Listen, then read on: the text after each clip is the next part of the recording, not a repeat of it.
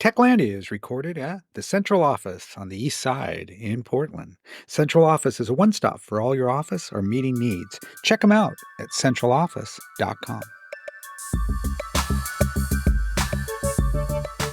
Welcome to Techlandia, a podcast about and for the technology industry, a place to learn, connect, and engage with leaders and thinkers involved in the technology industry. You can check us out at techoregon.org, Apple, Spotify, or wherever you listen. Thank you for listening and enjoy the show.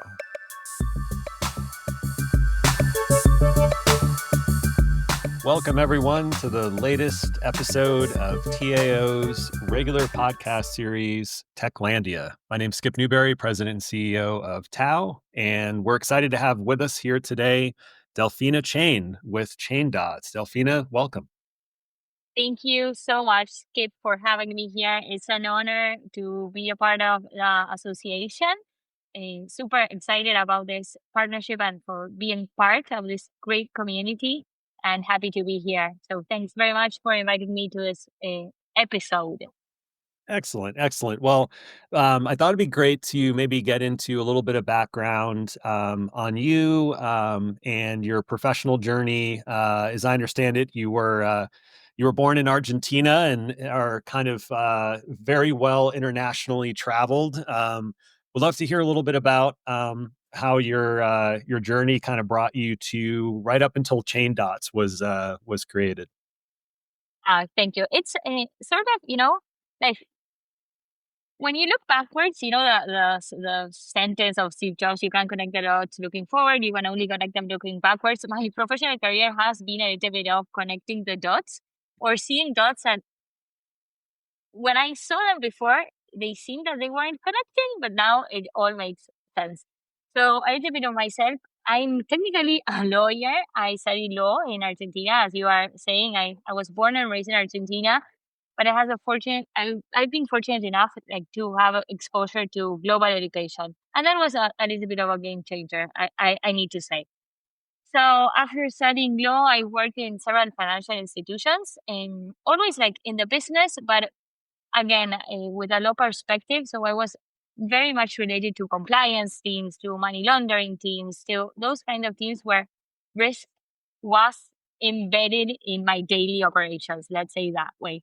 Mhm. But again, with a commercial side of the business. After working for a couple of financial institutions, I worked for the intelligence community. So how does a lawyer end up working in the intelligence community, right? It seems like it makes no sense, but I was working from a legal perspective in the intel community, especially in the cyber threat intel community. So this was like a situation, a game changer in my career. I was working for governments in Latin America, and then I worked for a very well-known intelligence firm in US called Flashpoint, where I was a little bit exposed to the US market, to really understanding the software world, to really understanding all of the technology challenges the world would be facing. That, let's say, some way, I think it was like 7 years ago, one of our webinar topics 7 years ago was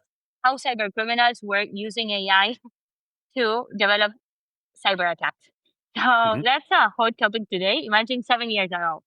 And Right. it wasn't that hot a topic. It wasn't that popular. Like people were seeing us like, who's the little girl from Argentina speaking about AI and cyber criminals? Like nobody cares. Now it's a hot topic. But it would have been like much more popular now. But anyways, so worked in the Intel community, and once working there and in the US and getting to know these fantastic people like in the tech industry, in the risk industry, and many things. Basically, when I say we, it's because I I did everything like with people, right? I've never done things by myself. But basically, we've discovered a challenge, which was like, hey, companies really have serious risk management challenges, right? They really have serious and upcoming and upgrowing compliance issues, and risk management is everywhere. Like the cyber risk is just a portion of the risk, but like Mhm. there's many other risks. So here I am. Once you face all of these challenges, you have two ways, right? Or you cry when you confront these challenges, or you try to build a solution.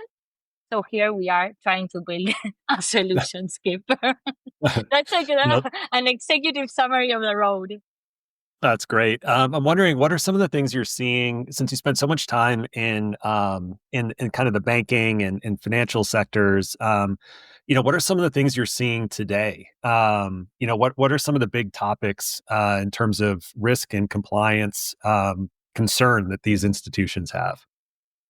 Yes, and fantastic question, Skip. Like they have several situations. On one end, I would divide it in two type of challenges, right? The external challenges that come from like things that come from external factors and internal factors. So external factors, and here it's like super clear, like regulatory pressure. Regulations not only are increasing, the regulatory pressure is increasing, but also it's constantly evolving. And that's very much related to technology. So think about it this way: banks need to build out all of the risk and compliance programs in constant change and evolution. Usually, regulations, and this is like 99% of occasions, come after the tech releases, right? Like regulations try to run the race, but technology is running the race is like much faster. So the banks are in the middle. Like they need to adopt all of these technologies because they're not like they're basically competing with other companies like fintech and everyone. But at the same time, they need to comply with these like sometimes very old or antiquated or not that perfect regulations, and they have the regulatory pressure. So increased regulatory pressure and internal factors, and it's internal slash externals, efficiency challenges. Like on one end, they are like what we're seeing in the risk and compliance and the financial sectors. It's like these huge corporations or even mid-sized corporations, they're facing all of these technological evolutions, but at the same time, they're still quite antiquated. So those are like the things that whenever we think about a bank or a financial institution, it's like if let's imagine this way, it's AI all over the place, right? It's the Mhm. kind of partnerships they're building, like banking as a service, fintech as a service, and competing with all of these tech tech slash financial newest type of institutions.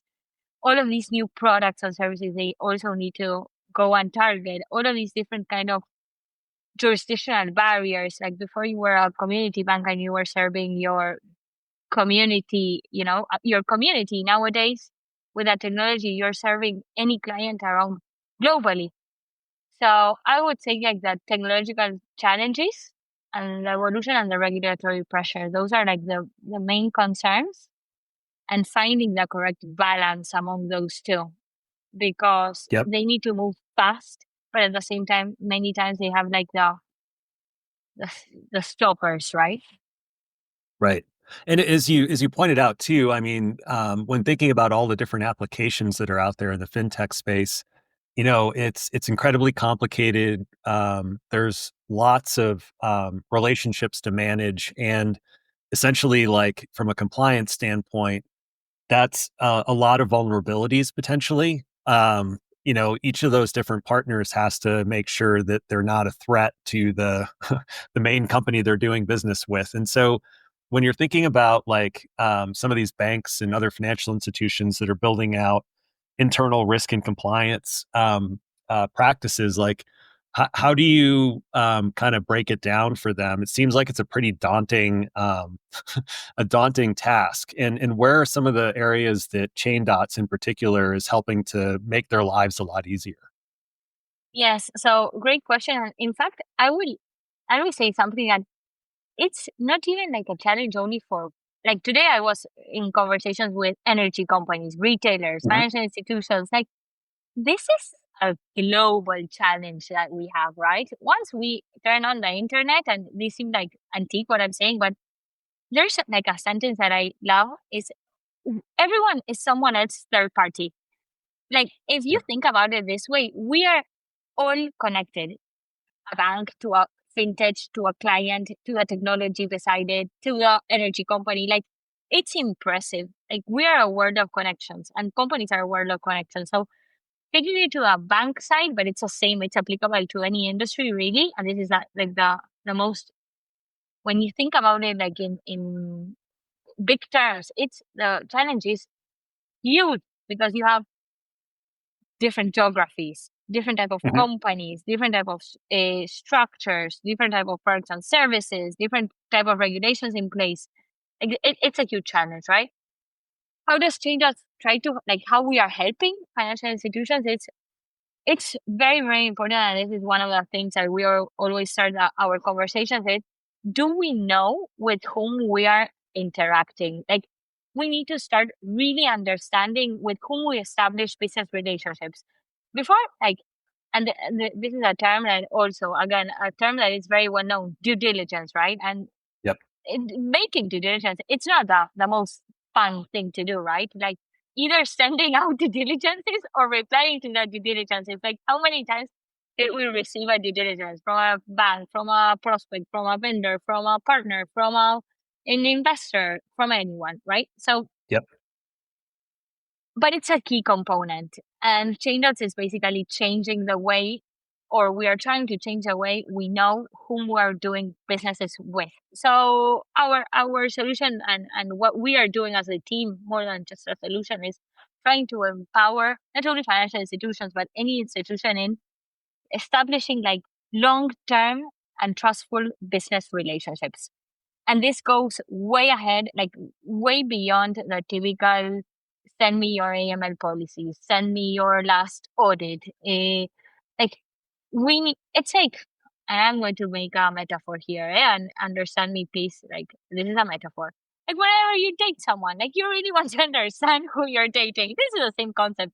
You're doing business with someone. You want to know uh, where's their business, who are the leaders of that organizations, their capabilities, their audits, their future plans, the products and services they operate with. All of those things that don't need to be like just a checklist. Like, you really have to know in depth who you're trying to do business with, and that's where Chaindots is enabling those live conversations between companies. Like, okay, company A, company B, you want to interact, you want to launch a business, you really need to know who A is, who B is, and then start those businesses. So that's our sweet spot, like changing the industry of due diligence and making all absolutely digitalized, the most automated possible, allowing people to build those trustworthy relationships in a safe environment, which is our platform, and those kind of things. Yep. I mean, it's great. It's kind of like a supply chain management for the digital world and digitally connected companies. And so both, like, as you mentioned before, companies are thinking about doing business together, but also on an ongoing basis, maintaining all of that ongoing due diligence and kind of auditing that needs to happen of all those relationships. That's fantastic.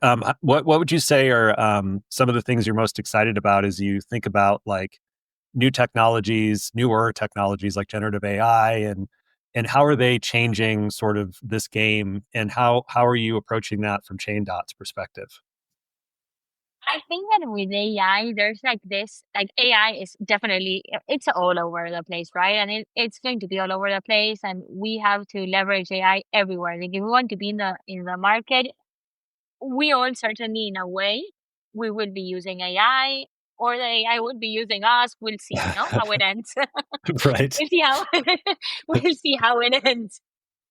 But there's a huge challenge with AI, and here is when, like, I think that these kind of solutions, not only changes, but in fact, we are very used to, and this is something that I'm seeing, is the word speaking about ourselves, right? Like, let's think about it this way. You are a political candidate, you are a company. There's plenty of external sources of information, Skip, speaking about Mhm. the companies, right? Like, hey, you're a, let's say you're a payment processors vendors, you'll go to the reports, the public reports, and you'll see the position. Or you're a cybersecurity software, you'll see your company in a Gartner's report or whoever in whatever industry, there's definitely excess of information and excess of external like factors speaking about the companies. And AI, again, is also speaking about our companies, right? Because it's super easy to fake a video, to fake a news, to build Yep. information about others. So I think like the major change will be like enabling the correct communication channels in which the companies or the people will be able to speak by themselves. So let's think about it this way, Skip. You're Skip, right? Everyone knows Yes. Skip. I can speak about you, or AI may speak about you, but where's going to Skip speak about himself? Taking this to third-party risk management, where are companies going to speak about how their controls are, how their risk management policies are, how their business are doing? Like, I think those are like the game changers, like which are going to be like the unpolluted channels of communications Mhm. where we will be able to like neutrally speak about ourselves and build this credibility without AI or the new techs, evolving, speaking about ourselves. And that's going to be a huge challenge. In every scheme, I think like more than third party risk management, almost in every industry, this will be a huge challenge. Right. Yeah, I mean, that's kind of a scary thought that, all the myths and disinformation out there on open public platforms is just going to increase to the point where it degrades those platforms and the trust that you have in anything that's shared on those platforms. So, how do you create trusted networks that are kind of vetted and verified in ways that those public ones are not? I think that's a really profound and slightly scary observation I'm on your part, sorry. but yeah. Sorry, Skip. I come from the cyber intel. Sorry.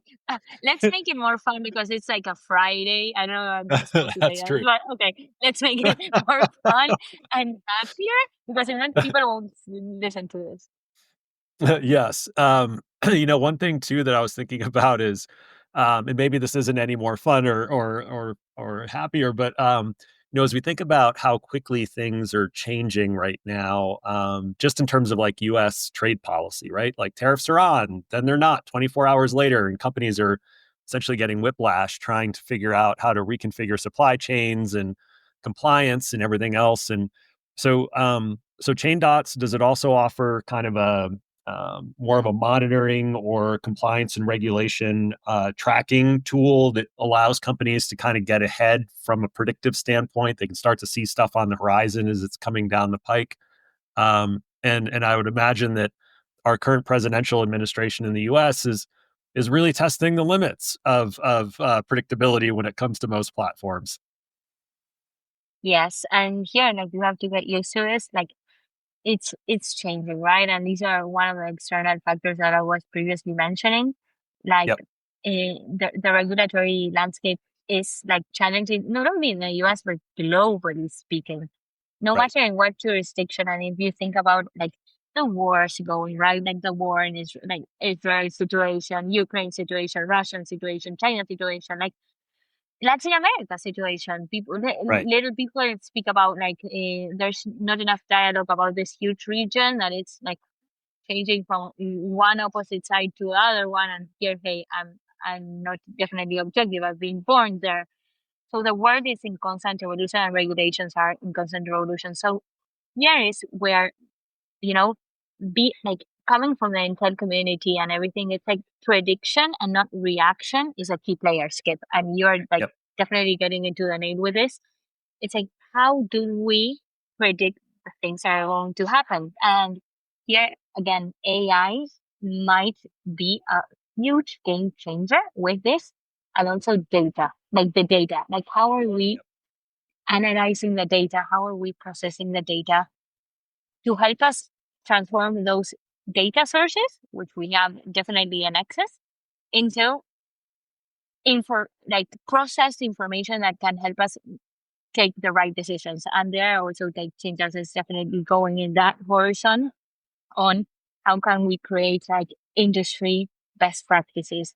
How can we learn from industry's mistakes? How can we define certain, I don't want to use the word rules, but certain patterns that can help us avoid, again, the same mistakes uh, that we are seeing constantly, no? But for that, it's super Mhm. important, like to build the capabilities of analyzing all of the data sources, because we definitely have excess of data, but we don't have excess of valuable information. That's still missing. Yep.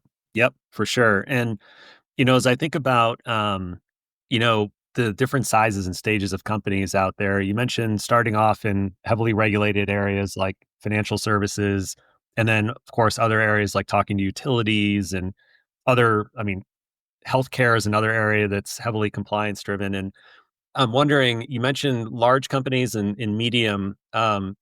To what extent are the issues different or the same for small companies? Are you seeing that there's a lot of interest in Chaindots solutions from small companies as well? And like, I was wondering if you could spend a couple minutes just describing what you're seeing in that segment of the market. Yes, Skip. So, and that's a great question. It, and in the end, it's not about trust. Let's see it Yep. this way. And like when we started our company, and I want to also speak about all of the industry, but speaking about specifically about our company, our solution, we had the privilege, and I think that we were like, I don't want to say luck because we work a lot, and we Right. are building our best team and everything. But we had the privilege of working with one of the largest corporations in Latin America, and at the same time working with companies of 5 employees at the same Hmm. time. So that Yep. really positions you on a role in which, like, you have to build something that basically helps the two opposites of the chain. And this is important. Why? Uh, the small company, Skip, has less resources, and this is obvious, right? Economical, human, technical, has less resources. But whenever the small company or the small organization wants to grow and wants to establish a relationship with a big one, they are invited to play the Premier League. Like, they need Yep. to step up their game to an A level. And the big one has the same challenge. Like, there are these huge corporations in which they have many processes, like things that are slow, very bureaucratic and everything, and they need to move as fast as the small ones with all of the compliance and AML and regulatory pressures. So, Yep. trying to answer your question, both of types of organizations face the same, like, face similar challenges with different resources. And the thing here, I think the critical point is, how do we help these two type of companies build a trustworthy relationship among each other, the huge one and Hmm. the small one, making them understand, the small one, that things don't move as fast as they wish, like business wise probably, and how Yep. do we give the big one enough valuable information from the small one in terms of risk and controls and management to start building that relationship. So we are lucky enough to work with both type of organizations, and at the same time, this is super important for both companies to understand. Like, there's a moment in time where companies need to step up their game, right? So Yep. of course, you're in five. Okay, certain controls you will be able to implement. You're 10, other type of controls. You're 15, other types. Also, like, technology is boosting all of this, right? So I think that eventually we will get to a point where there's certain basic things, no matter the size of your company, you will have to make business with. And we're getting there. Like, a SOC report and ISO certification, an E certification. Like, we'll get to that basic language among all of us, but Hmm. we're yet not there. It's a matter of, as fast as we grow these trustworthy relationships among companies, the faster we, like, build that common language Yep. among all Yep. of the players. We're like heading there. Not only traders, the industry, I think. Right. Right. As we look ahead to the future a little bit, like what do you see are the key drivers for growth for Chaindots? And I think like we have like different type of use cases, right? And for us, like the key drivers are definitely third party risk management. Like TPRM is growing and fast. Like Yep. this huge like huge network effect opportunity. It's definitely something that we have to leverage. And then we're like getting there. Third party risk management, there's a huge opportunity there. And the, in financial relationships, like banking as a service, fintech as a service, all of those, like that's another huge opportunity skip for us.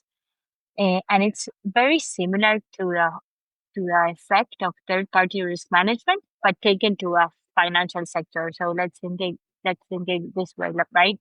Whenever you hire a vendor, you have the vendor's risk.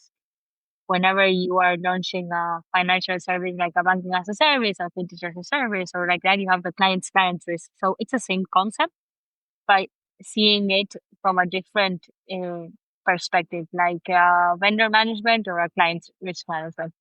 So those are like our immediate, like let's say immediate medium term growth opportunities. And again, another fantastic thing that we're seeing is like regulators' interest, and that's also a key point. Like this conversation, we mentioned regulatory pressure many times already, but being aligned and trying to anticipate regulators like wins and regulators' objectives and that's also a big win. And hey, why not? Like regulators could also be part of this network, right? Because in the end, they are like the head of the octopus. Yep. Yep. Yeah, and I think too, as we look at like the changing regulatory landscape and also kind of shifting alliances, also the changes wrought, as you mentioned earlier in our conversation, by technology. Just in the U.S. alone, one thing that we really struggle with is because we're so focused on state level policy issues. We often find we're trying to compare notes with our counterparts in other states around the US. And for small businesses in particular, like the regulatory burden of complying with 50 different states is almost overwhelming in many cases. And so, having solutions like Chain Dots that can help streamline that compliance burden for small businesses is literally a game changer. It's like a save the company type of solution. And it's unfortunate that our regulatory environment is so complex, but it's kind of just the way it is. I'm wondering, do you see opportunities at all in terms of some of the data that you're collecting to be able to like actually identify certain areas where it's almost like unnecessarily complex, where you see certain trends across different states where certain states are trending one way and then there's a few that are going the opposite direction. I just wonder that there could be some really really valuable kind of aggregated anonymous insights in terms of just seeing where things are shifting there. And I'm wondering if there's ever been interest from some of the policymakers out there and reaching out to you about seeing what your kind of view is on the regulatory landscape. Yes, so we are lucky, and again, like we actively work with regulators, like global regulators. Yep. So Yep. that's a huge something like a game change again, another game changer because having the opportunity to listen to their concerns. Like last week, for example, I had the privilege of participating in Air Alliance. It's this fantastic event where there were people from the OCC, the SEC, New York's financial departments, like everyone was there. And Yep. we were able like to share like industry insights, understand like their concerns. We built like solutions with other tech experts and those encounters are like super important whenever you're building solutions, right? And also like we actively in Chaindots have a regulate like government clients, and that's also Mhm. something that we learn a lot from them. And we also try to add value, right, to the regulators every day. That's Regarding fantastic. yes, that's very important because let's think about it this way. Like you're a financial institution, it's important for us as a vendor to really understand like where the regulators are concerned, what things that regulators expect, what regulators like really need to, our challenges, we are all actively learning, right? Even the regulators, like we are always actively learning, and I think that in the capability of having the humbleness of always being actively expecting to learn, we will get the industry like elevated. But aside from that, Yep. Skip, and going back to your question regarding the states, like we have a global platform, so we not only like see challenges among the U.S. states, but we are seeing the challenges among global regulations, and we really need to get to a point in which we find this like common language. Let's think about it this way: you're a financial institution, you have clients in all of the U.S. states, but again, you also have clients in Italy, France, Argentina, Brazil, Mexico. So you're not only dealing with your U.S. and all of the state regulations, but here you're dealing with all of the global regulations. So each country has their own know your business code like regulation, KYC regulation, transaction monitoring, PEP, type of different PEPs, type of beneficiary owners requests. So it's a mess. And I think that eventually, again, we will find that common language, and we are definitely learning among like, okay, what regulations are make more sense in practical terms than others. Mhm. But once again, regulations are slow in terms of building these regulations. So whenever we like see a regulation that say, "Oh, this one will be complex and this one will really not add value to the industry," it's when like we are able to detect that because we're exposed to many other global ones. But it's a challenge definitely, and especially when you bring in technology, like for example, crypto regulation. Yep. Yep. For sure. Let's see where it goes. Yeah, I mean, I think if we look at like where things are headed, the world is only getting more complex, and I'm heartened to know that at least with some of the data and the insights that you're gleaning on a regular basis, that there is an open dialogue with regulators, and you're trying to help them be more effective and kind of same thing on the other side of it in the services you're providing to businesses. It's tough to be able to navigate. As we look at as we look at the sort of coming up close to the end of our time together, I was just wondering if there's any sort of like, final remarks or words of wisdom that you'd love to kind of leave our listeners with. Yes, I don't know. It's words of wisdom. I think it that's that's like very nice of you, Skip. But I would definitely like say whenever you are in a process of building, and this might seem obvious, right? Like business relationship and every type of relationship, it's like being transparent. Like if there's something that you still don't have and that you know you should have and everything, that like building that credibility in the first instance, that's a game changer. Like that's super important, the aspect. So, and this is like I've seen this over and over again. And it's obvious when you don't have it. It's very easy to detect and everything, and it's a first red sign.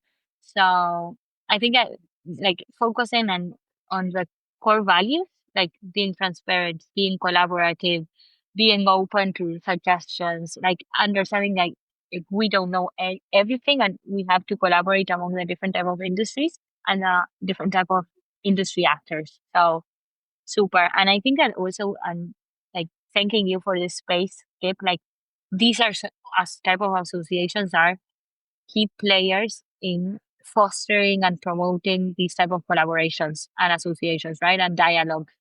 So I would say like take advantage of these spaces and really try to add value to like connections, right? And the network. Because eventually everything that you give to the network, it comes back to a network and comes back to you. Yep, exactly. It's all about the network. And It's hopefully all a about the trusted one at network. that. Yes, definitely. Definitely. Awesome.